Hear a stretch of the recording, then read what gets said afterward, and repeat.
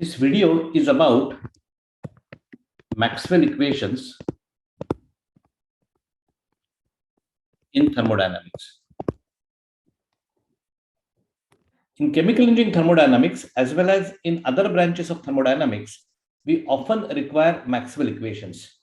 In this small video presentation, we shall learn how to obtain and remember Maxwell equations quickly without much efforts.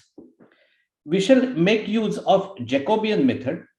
However, we shall need only brief introduction to Jacobian. For more elaborate discussion on partial differentials and Jacobian, please refer to my earlier video on calculus of thermodynamics. Although it is not a prerequisite, and you will be able to understand all the content of this particular lecture without referring to that video. Now, any partial derivative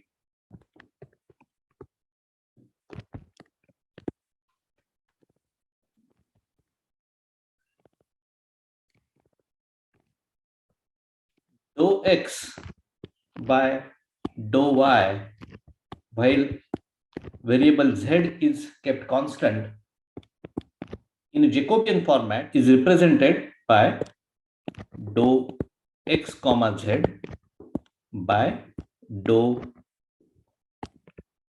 y comma z. So this is a Jacobian representation. This is a Jacobian representation. And in the condensed form, we'll express this particular Jacobian in rectangular bracket x comma z by y comma z.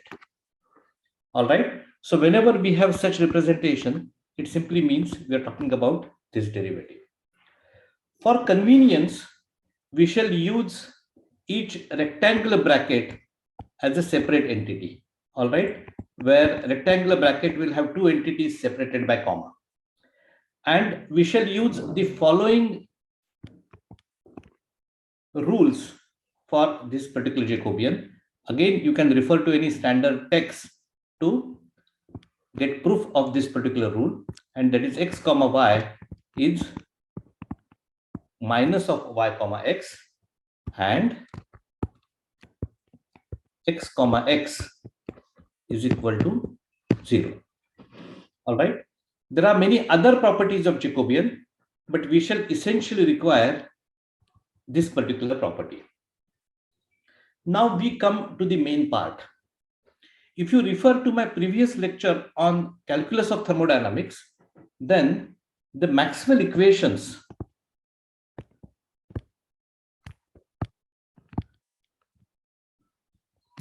in Jacobian form essentially reduce to s comma t is equal to v comma p.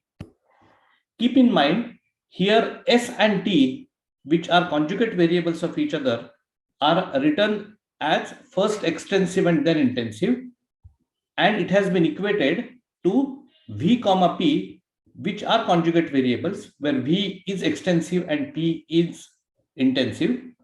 We can represent this alternatively as t comma s is equal to p comma v. All right. And this is a very interesting representation of Maxwell equation. And what we shall now do is that we shall represent various standard Maxwell equations that we have in terms of Jacobian, or standard derivatives associated with Maxwell equation in terms of Jacobian as follows.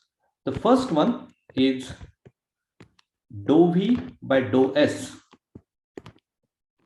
at constant p. Of course, in textbooks, you will find that typically mnemonic diagrams are used to obtain such derivatives, such Maxwell equations, but you can make use of this particular Jacobian so effectively. So in Jacobian format, this becomes v comma p divided by s comma p. Now, what we have to do is, as mentioned earlier, we shall replace this v comma p by s comma t, because v comma p is s comma t, that is our Maxwell representation. we shall divide this again by s comma p, which is equal to, we can now simply change the order of variables. It becomes t comma s divided by p comma s, and what we get is dou t by dou p at constant s. See how simple it becomes. You have to simply represent in rectangular form v comma p is equal to s comma t. All right. Let's go to the second Maxwell equation, and that is dou s by dou p at constant temperature, which in Jacobian form is nothing but s comma t divided by p comma t, which is equal to, now this s comma t can be replaced by v comma p, which is nothing but its Maxwell representation, divided by p comma t. Now we have to rearrange variables in this in such a fashion that same variables appears as a second variable in each Jacobian. So we shall keep v comma p the way it is, and we'll replace p comma t by minus of t comma p. All right, which leads to minus dou v by dou t at constant p. All right, so this is our second Maxwell equation. Third Maxwell equation is dou p by dou t at constant v, which in Jacobian form can be written as p comma v divided by t comma v. Now, again, as mentioned earlier, p comma v in a Maxwell Jacobian form becomes t comma s, and we have t comma v. We can now take t as a second variable in both expressions, so becomes s comma t divided by v comma t, which becomes equal to dou s by dou v at constant temperature. And the fourth one is dou t by dou v at constant s is equal to, we'll write it in Jacobian form, which is t comma s by v comma s. In Jacobian form, we can replace t comma s by p comma v. Denominator is v comma s. We shall write it in such a fashion that the second variable is same in both the cases. It becomes s comma v, and therefore this becomes minus of dou p by dou s at constant v.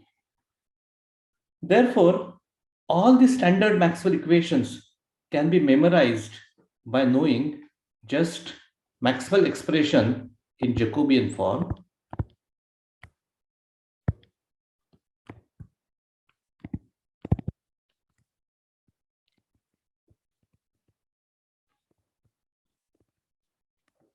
And that is